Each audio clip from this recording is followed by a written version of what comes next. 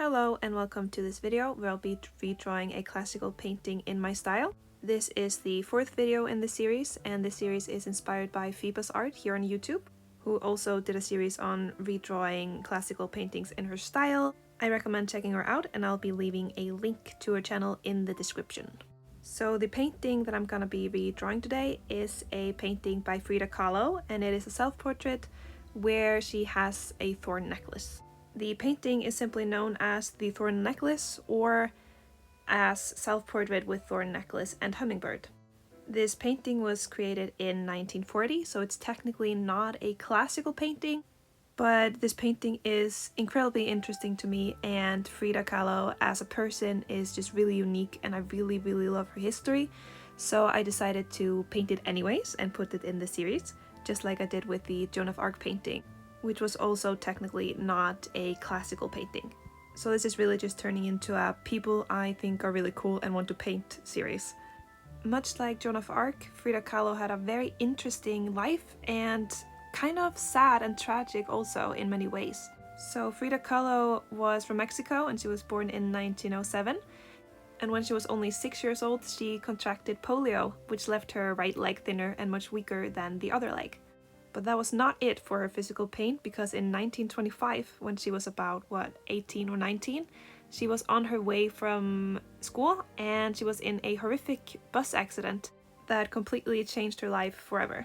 She suffered multiple fractures, including a broken spinal column, collarbone, ribs, and pelvis. She underwent a lot of surgeries and had many months in recovery, and this accident caused her chronic pain and health issues throughout her whole life, and she reflects that a lot in her art and in her work. She was of course bedridden for a long time after the accident and had a full body cast. So this is where Frida Kahlo as an artist kind of began.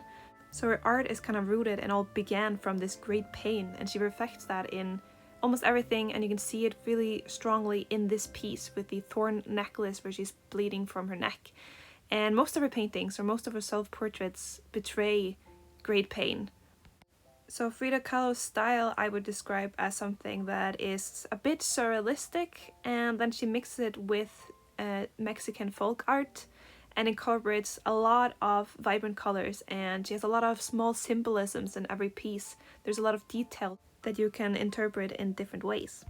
In this part of the process, I have started making the face, and here I'm giving her iconic eyebrows, and then I start blushing on her face, and she has a very interesting looking face, and which was very fun to paint. And that's also something that I really like about Frida Kahlo, that it's that rawness that she has, because in a lot of paintings people would always paint the ideal of the humans, like the best of the best, and even in royal portraits they would kind of make themselves look a lot better than they really did look, while Frida Kahlo does not do that. She shows her raw self and how she looked, and I think that is great. She's not afraid of making wrinkles or little mustache hairs, so that really just made the painting process so much more fun. I got to give her little wrinkles and mustache hairs, and there's a lot of small details that I really enjoyed about this piece.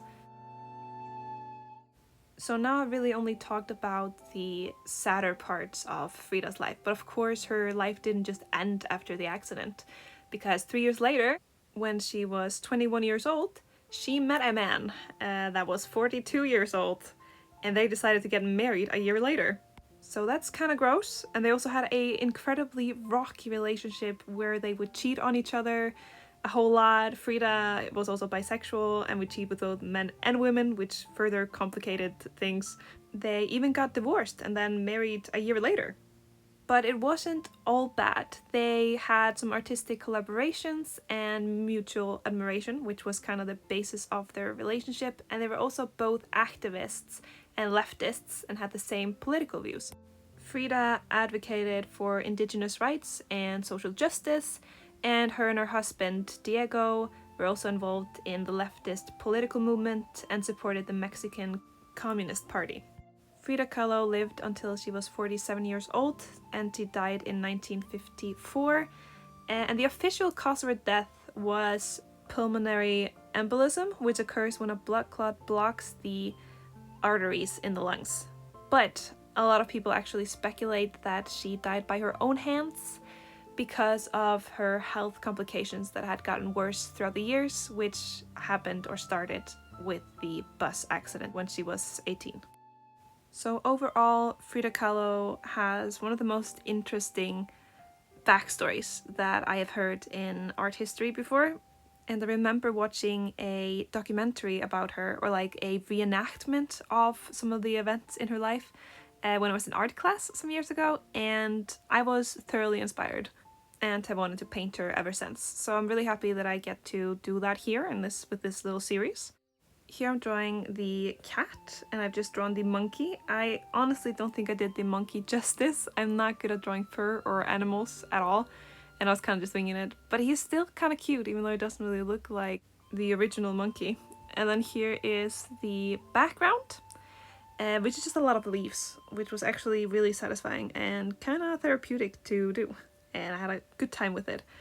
While redrawing this drawing, I saw a lot of new elements that I never noticed before, like the butterflies on her head, and then these flowers that are also these dragonfly things that are above her head that I will be drawing in just a minute. And then all the mini symbolisms, like the monkey picking at the thorns, which I'm guessing would hurt her, and therefore maybe symbolizing a person in her life that is by accident causing her pain, like maybe her husband is. And the cat that is very on guard, and the hummingbird around her neck that often symbolizes love and vitality. So overall, this is a very gorgeous and intricate, beautiful painting made by an incredibly interesting individual. And I learned a lot through just painting this painting and discovered a lot of small details. Like these dragonfly flowers that I just discovered in the end of this painting process. I was like, wait a second, there are weird little fly things over there that I gotta make. So yeah, all in all, I had a fantastic time making this painting, and I'm really happy with the result. So here is my final result, and here is the final result next to the original. Sorry about the quality on the original one, I could not find a good quality picture. Thank you so much for watching today's video. I hope you liked it, and I will see you again next week. Goodbye.